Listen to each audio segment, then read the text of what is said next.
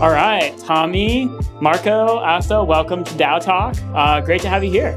Thank you. Yeah, Thank you, super excited to be here, learn a little bit more about Polygon DAO. Will you tell me a little bit more about what Polygon DAO is and how it came to be? Of course.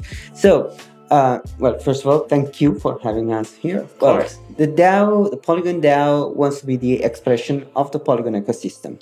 So it's, of course, started as centralized, but our aim is to progressively decentralize all the activities and all the future and relevant thing that we want to do with the DAO and in the DAO.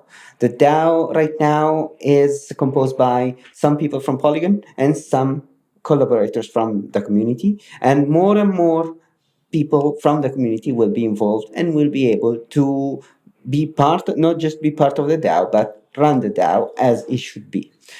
The main point for us, in order to be able to evolve to it, is to implement the new governance.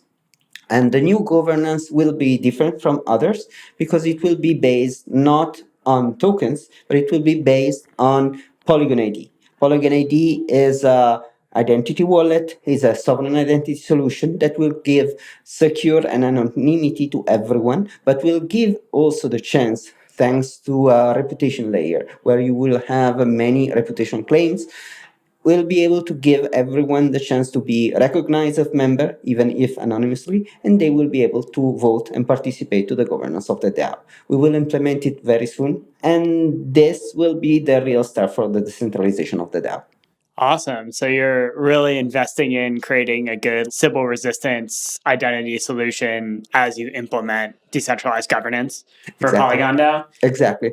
Correct. Both the sybil resistance for us is very important, as well as being able to not identify people, but just to know that you have the reputation that says that you are part of the DAO. Yeah, that makes a lot of sense. That sybil resistance is definitely like a challenge in the DAO space, right? Many DAOs use token voting for on-chain governance today, and it's not always possible to know, who, if there's maybe a one-to-many relationship between a person and multiple Ethereum wallets. And also, of course, it makes it hard to implement more sophisticated voting mechanisms like one person, one vote, or quadratic voting. So I'm curious, with this Polygon ID system, how are you thinking about what governance model to use? How are you thinking about designing the proposal system and the voting? Well, I like three different ways to do governance. One is token-based, and it is the traditional model, but I see it more suitable for protocols. The other one could be based on identity. It could be also based on NFT sometimes. It's a different solution because it is using a different technology, but it's not very, very different on the final use. And then there is a third one. That is something where many DAOs are going right now. That is a mixed one, where you can vote because you are, and also vote because you have. And this mixed model is very interesting. I think that we will have many different governance use cases, and depending on the use case that we want to implement, then we could have different ways on how everything will be voted. So we could have an extremely democratic system where everyone will have one vote, and this vote will be, so the vote will be decided by majority. Or we could have, I don't know, some question that will be related just to developers. And so maybe developers will be the one that will be able to vote, or their vote will be more important than the others. Yeah, that makes a lot of sense. I like the idea of having both options, like having a governance system that you can deploy that includes more of a one person, one vote, and then also the coin voting. And I agree. I think NFTs are a really good way to deploy I think you said who you are kind of model. So that's really cool. It's always fun to talk to folks who are designing governance from scratch because there's so many different ways to do it. And yeah, I always learn a lot from seeing smart people who are from first principles, what's the best way to do this for our project. So I'm curious, tell me a little bit more about the mission of the DAO. So Tommy, can you reply it? It sounds like you're being thoughtful about governance and that you're kind of involved in the Polygon ecosystem. But tell me more about who you envision will be involved in contributing. Yeah, right. So we kind of have two pillars, I would say, of the DAO. The one is projects and the one is community. So we're doing project support to help people, get started on Polygon, being that kind of first point of contact and trying to decentralize that first point of contact, because we see that, quality vendors have a large stake in an ecosystem, as in terms of if the ecosystem grows, their base grows, right? So we're trying to leverage that in our support system and help developers get in touch with the best partners we have. And on the other side, we see the community coming into the picture, trying to really decentralize the way an ecosystem works. I guess we all love Ethereum because there is no real entity controlling it, right? At least not in the ecosystem sense. And that is what we would like to do over time. As Marco said, it's progressive decentralization. So we really, really want to see both the tier one projects, all the projects coming into this space, and also the communities, just to make that mix so that we have large stakeholders and the users at the same place, using the different types of governance discussed. Token might be one thing for one part of the system, but for the communal side, we see that one person, one vote is probably the best way to go, because we don't feel money is the way that you determine how important the voice is. Right. Right. That really makes a lot of sense to me. Just in my experience, from my perspective, working with Polygon as an employee of Tally, like there's definitely some early DAO traction on Polygon. There's some really cool projects on Tally that use Tally who are on Polygon, like Code for Arena and Degen Dogs and others. And so I feel that this ethos is already there, like this understanding of how to work in a decentralized way without like one single point of constriction for ecosystem coordination. So I personally am very bullish that it's possible to decentralize this, because I think you've attracted an ecosystem of people who understand this mindset. Yeah. So looking forward to see that. Yeah, we too. Awesome. On that note, I have noticed some DAO traction on Polygon. I mentioned those last two projects, Code for Arena, Degen Dogs. I also saw that Lens Protocol deployed some native governance primitives into their architecture for the Lens Protocol. So I'm just curious, your thoughts on DAOs as a use case for Polygon generally, and if what you kind of might do to try to accelerate that from the perspective of Polygon DAO. Yeah, so since we're building the support line for projects, we're going to specifically target DAO tooling as one of our verticals going forward. We're planning to talk about it more tomorrow at the event. Awesome. But we really see that, to bring DAOs, we need that tooling in place. And I personally think that when the subsidized gas on level 1 from, the vendors stops, it will be so much more convenient for DAOs to exist on a layer 2. Yeah. And we're going to make sure that Polygon is the preferred one. I think that is a really interesting point. There's definitely a norm, or a normal practice in some cases of projects paying for gas and governance, but it is quite expensive. I also think beyond just the cost of on-chain governance, the design space is very limited on Ethereum for what you can do on-chain because of gas costs. For example, there's another project that's on Polygon that I think is really interesting called Joke DAO, that is allowing, instead of just having kind of yes, no approval votes for proposals, it allows for more of a community-based feedback, or grounds up kind of roadmap building or collaboration that is all actually happening on chain. Whereas on Ethereum, you see a lot of that happening off chain, and then they just make some kind of proposal to be yes, no, do you want to do this, as the on-chain part. So that's another thing I think is really interesting, both with Polygon, layer 2s, just other Ethereum-aligned solutions that provide low-cost transactions. I think we're going to see very different governance models emerge because it won't be prohibitively expensive for people to collaborate on chain. Yeah, I agree. And I mean, Joke DAO is a great project. We speak to them a lot. Yeah, I kind of have been following along for the jokes and the DAO for the jokes. Yeah, yeah. I think what they're doing is cool also, because one of the things I observe coming from the perspective of a DAO tooling provider is there's this meme that there's so many DAO tooling companies, right? People say, oh, there's more DAO tooling companies than DAOs, and that's kind of true, but in my experience, some DAO tooling companies, maybe they don't actually work in DAOs or create them. I think it's actually very hard to build appropriate solutions for DAOs if you aren't if you either aren't a DAO or you don't work in DAOs, build them, because the solutions are very like idiosyncratic, and also it's a lot earlier on, I think, than people perceive from the outside, like how hard it is to do all these things. Like you are building Sybil resistance before you implement your governance, right? In 5 years, you're not going to have to do that. There's just going to be Sybil resistance that you can just plug in, right? So the ecosystem is very early. And that's something I also like about JokeDAO, because they're like going to market. They're bringing the tooling to market through a DAO, which I think is very smart, because it helps you like really understand the nuances of like the problem. Yeah, I agree. And I think, I mean, we get asked a lot of questions about, do you have a template to start a DAO? And it's like, not really, because there is no template to start a company either. Yeah. You can, I mean, DAOs have so many use cases that we can't say these 5 tools and you're good. Yeah, That is completely impossible. Yeah, there's so much nuance like between multi-sigs and like what JokeDAO is doing with on-chain like road mapping. There's the opens up and governor framework. Like there's so many different ways that you could build. It depends on what you need, you know? Yeah, and I guess also, I mean, levels of centralization. Is it a completely decentralized airdrop DAO, or is it something like what we're doing when you're decentralizing over time? Yeah. So, I mean, endless possibilities and problems, right? So yeah, the positive spin is opportunity. The negative spin is challenge. In reality, it's both, right? Yeah. Cool.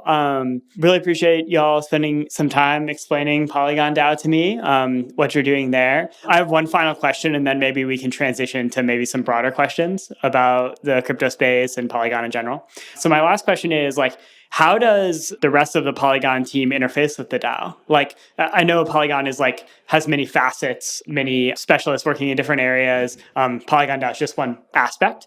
But how is like Polygon, I guess, the company thinking about Polygon the DAO and vice versa? Sure. I think that's a great question, right? Because I think wherever we go ahead, a lot of these people ask us, hey, how is Polygon and DAO are basically related? So like what Marco and Tommy described, on the application layer, we want to go with the progressive decentralization. And today, what we're trying to do, like whatever early stage projects that are coming on Polygon, we want to provide an end-to-end support system for that. So, of course, you start with grants. Recently, we've launched up a very interesting program around it, which is like called a village program, Polygon Village program. Everything is like, again, like powered by Polygon DAO altogether. And what we're trying to do over there, we're creating a full stack ecosystem for the developers to come, help, build, and grow. Right. And that's where the power of Polygon ecosystem is coming around, right? So like today we have 19,000 apps already with us. We have 1.5 million plus community. But now how do we bridge both of them together? Yeah. So that's where Polygon ecosystem power is coming. So let's say if projects are building, they want to apply for grants, there's a process around it.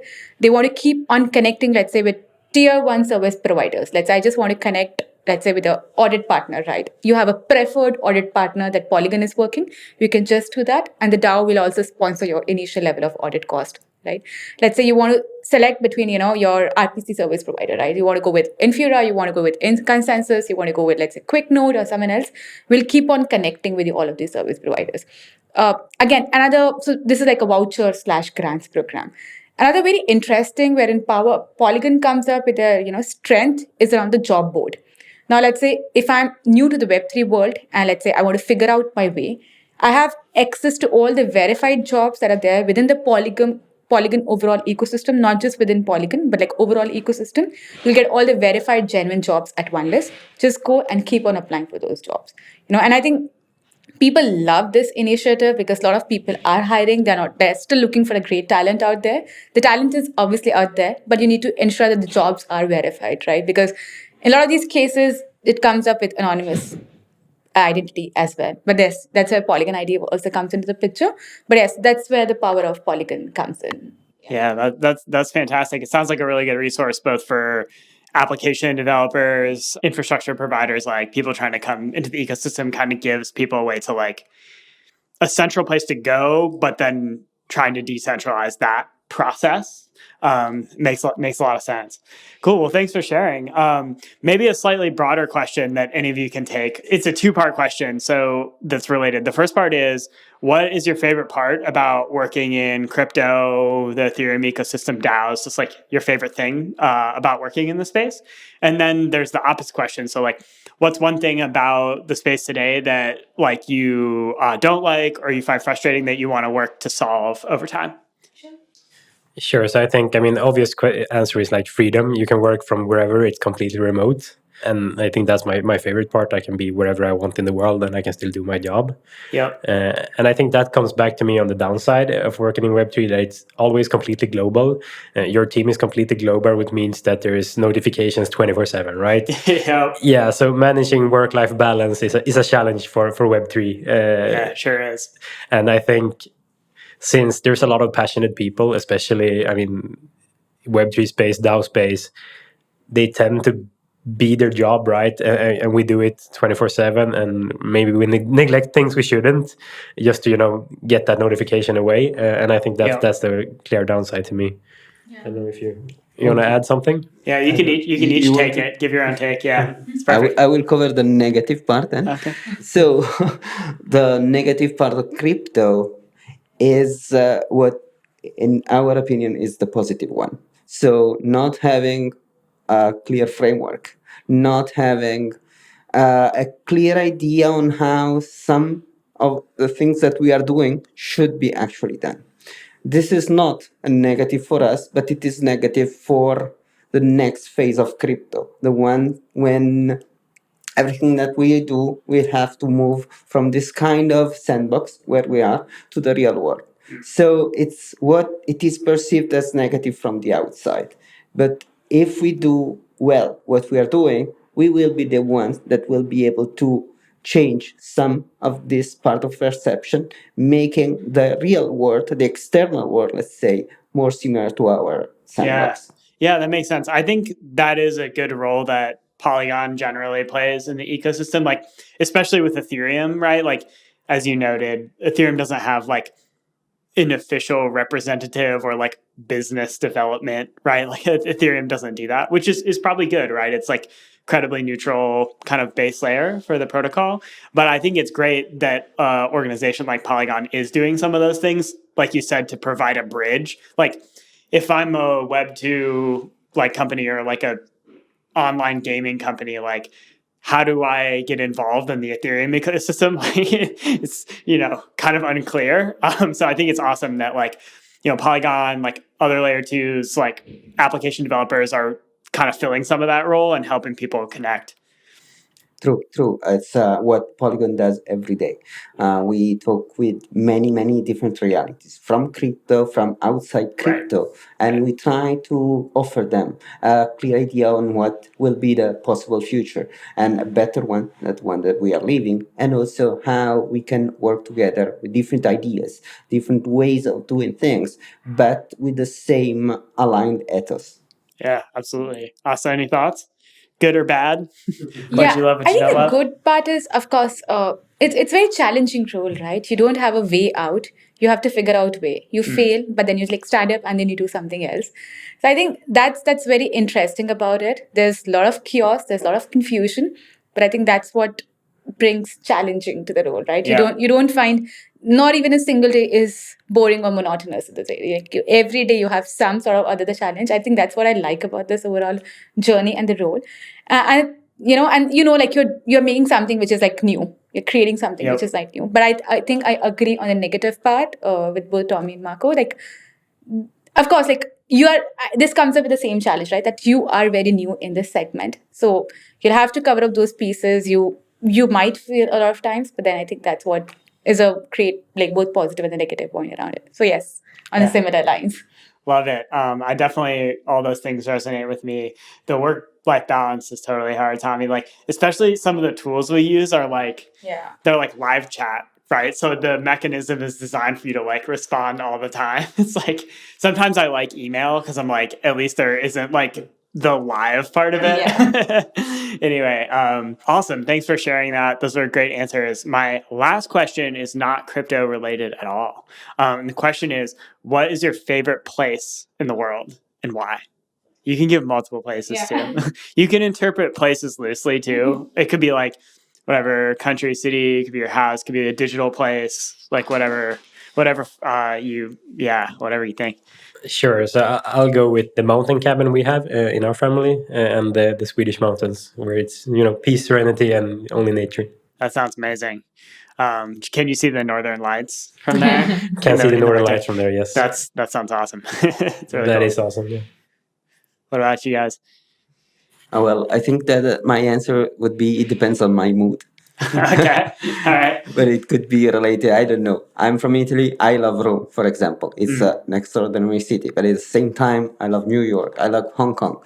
And I love going to the mountains. So it really depends on, I don't know, the time and the place. And the time and the mood. Yeah, you're a nomad. You could be anywhere and be happy depending on how it's going. Do you think of an answer, Astha? Yeah, I think that's what I was to say. That's when I said that I can't fix up a place. It's like sometimes I want to be like at my own pace, like and peace, like just at a quiet place alongside a river. But then sometimes I need to like see a lot of people and socialize with them. So depends on that, and that's where I think the city and everything, the country changes. So yeah, that's awesome. There's a lot.